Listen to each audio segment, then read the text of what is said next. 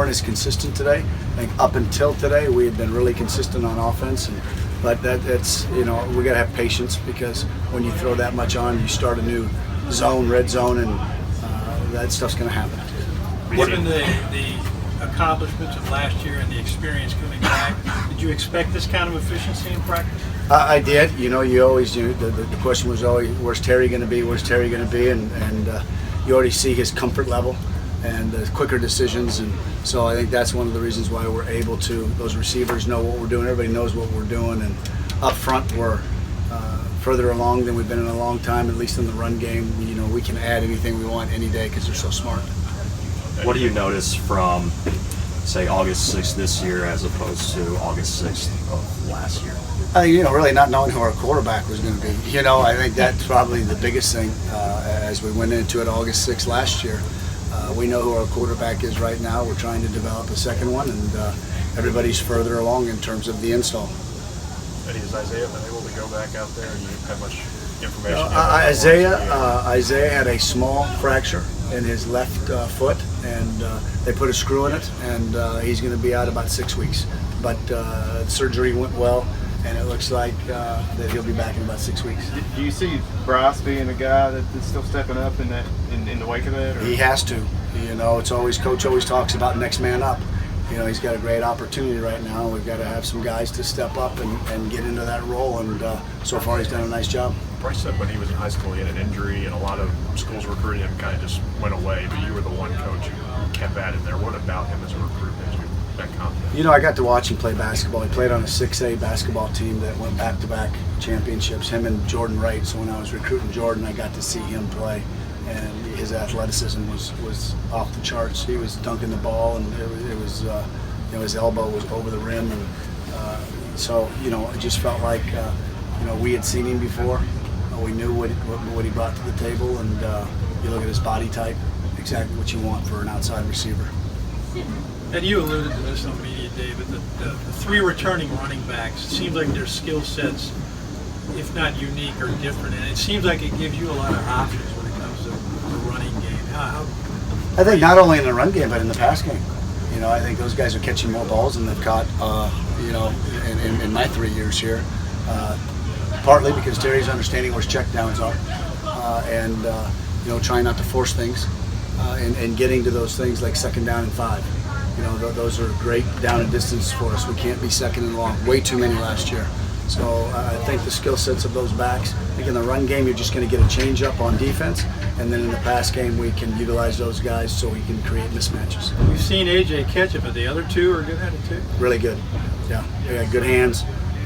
Smoke's probably the best route runner. He's got unbelievable hands.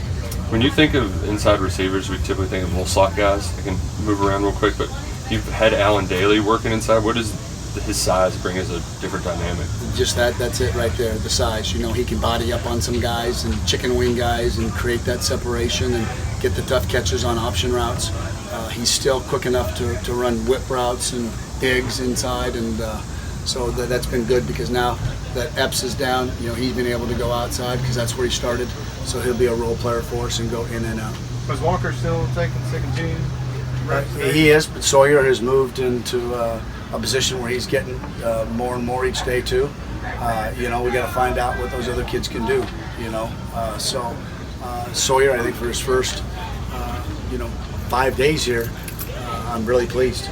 I'm pleased with what he brings to the table, and he's really studying it and understanding it, and I'm liking what I see out of him right now.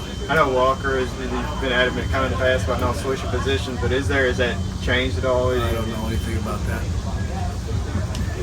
Eddie, I don't think any of the freshmen on your side of the ball, there's not really an obvious opportunity because all the guys, veterans in front of them. How do you work those guys in early in camp to see what they have and see? Well, every day after practice, we're going with that freshman group.